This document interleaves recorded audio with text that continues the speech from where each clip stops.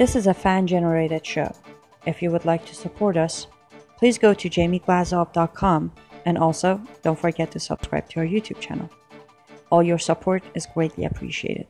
Robert Spencer here for the Glazov Gang and for Jihad Watch. I am here tonight to talk to you about what everyone else is talking about, and that is, of course, Donald Trump and his notorious post-Orlando speech that has the mainstream media in an absolute frenzy, and Barack Obama being much angrier with Donald Trump over this speech than he ever has been about the Orlando Jihad massacre itself or any other Jihad massacre. Now, there's several things that are noteworthy about this speech. Of course, it is the most elaborate explanation that Mr. Trump has yet given for his proposal to have a temporary moratorium on Muslim immigration. And this, of course, is the most notorious aspect of his platform, the one that has gotten him in the most trouble in terms of upsetting the political and media elites. And people call him a racist, have likened him to Hitler. I think that's an interesting analogy, since Hitler, of course, ended the emigration of the Jews so that he could kill them. And Mr. Trump wants to end the immigration of Muslims temporarily so that they won't kill us, or so that jihadis among them won't kill us. I don't see how those two things are equivalent. But in any case, the question becomes, what else do the critics of Mr. Trump propose? How do they plan to prevent jihadis from coming into the United States among the refugees who are peaceful, if they think that it's a horrible thing to have an end of immigration, even just temporarily, from states that are hotbeds of jihad terror activity? How are they going to prevent Americans from being killed? Or do they really not care that Americans are killed? And what they're really concerned about is not being politically incorrect. It seems to me that since no one has advanced an alternative proposal, no one has said, this is how we can bring in all these peaceful Muslim refugees and leave the jihadis out, or this is how we can tell who among the peaceful Muslim refugees are actually jihadis who are coming into the country in order to kill Americans in as large a number as possible.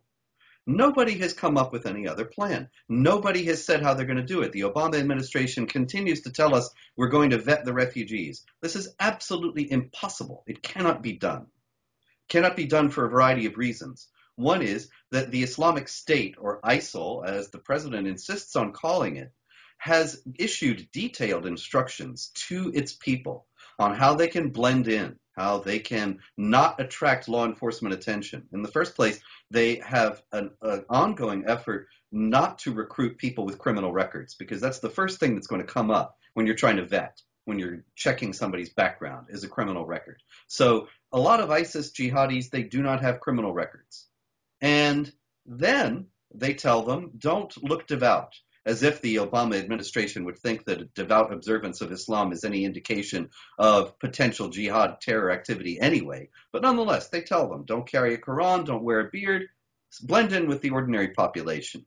So there's no way. What are they going to look for? How are they possibly going to vet these people to determine who the jihadis are? There is absolutely no way to do it. And that means that as they are bringing in large numbers of Muslim migrants, as they plan to do, they are not taking into account in the slightest degree, the fact that jihadis will be there.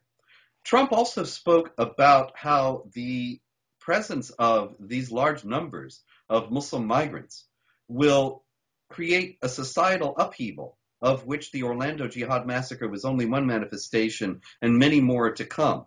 And in that, he became the first presidential candidate of any significance to speak about, even in the most indirect fashion, the fact that the problem that we face in terms of this massive Muslim immigration and the Muslim presence in the West in general is not just one about violent jihad, but one about the challenge posed by an immigrant population that has a ready-made model for society and governance that it considers to be superior to the model of the country to which the population is coming, the immigrants are coming.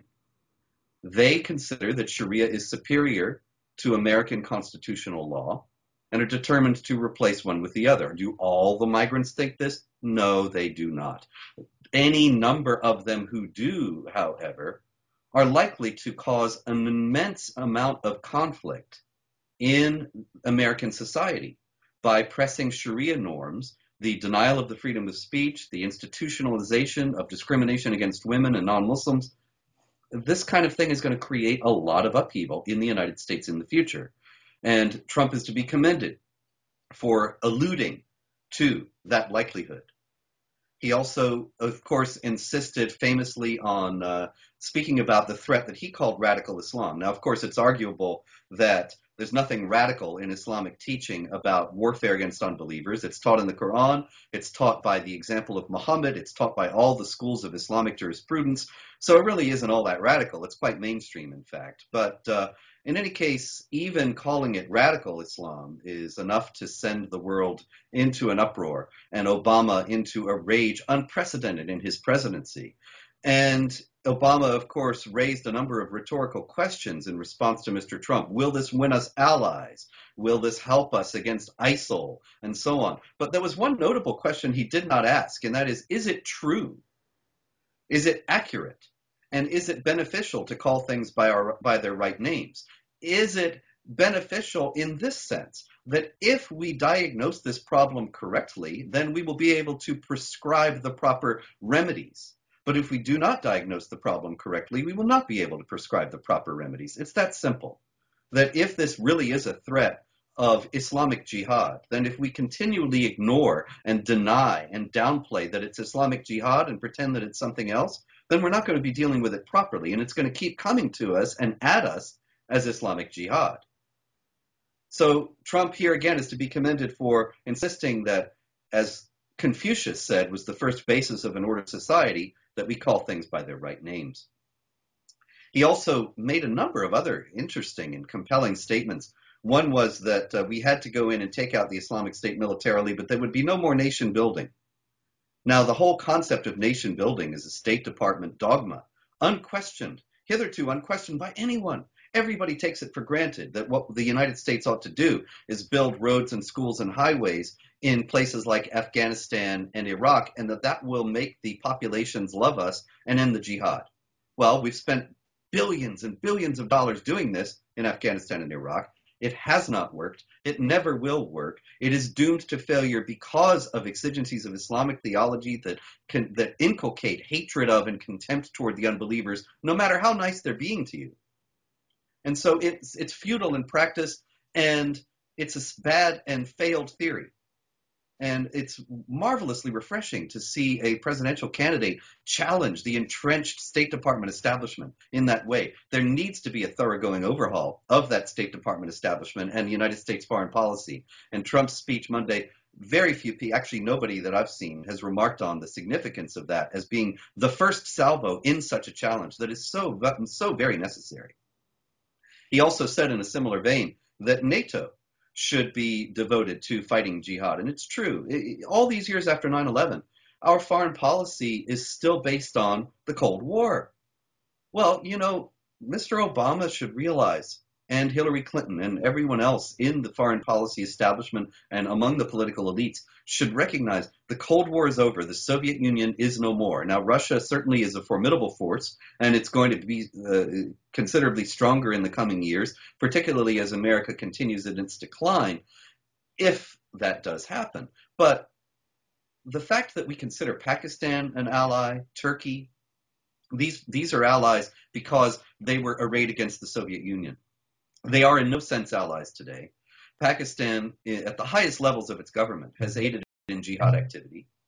Turkey is clearly implicated in aiding Islamic State jihadis from getting across Turkey and into the Islamic State itself. And has refused John Kerry's requests that it interdict the shipment of black market oil from the Islamic State, which is the Islamic State's primary source of income. These are not allies. NATO needs to be reconfigured.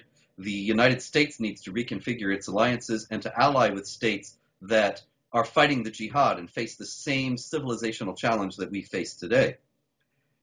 It was surprising and exhilarating to see Donald Trump advocate these things, moves that I've advocated for years and that have been completely ignored by every politician in Washington from both parties.